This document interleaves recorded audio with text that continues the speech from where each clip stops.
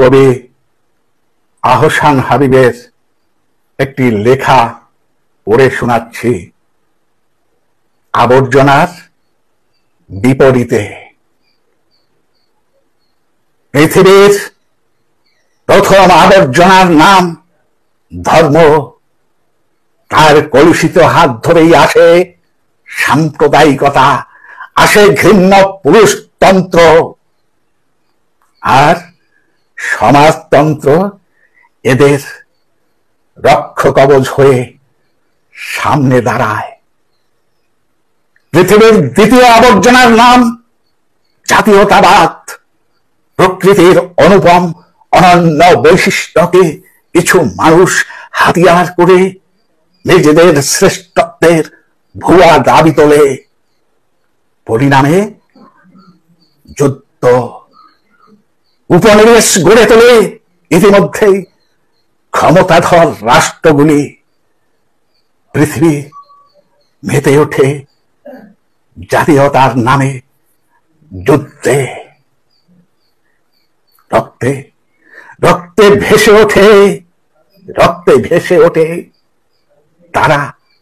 তারা এর নাম দেয় আত্মনিয়ন্ত্রণের অধিকার।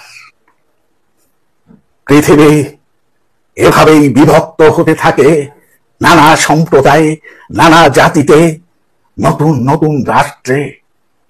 পৃথিবীর সব শেষ আবর্জনার নাম পুঁজিবাদ।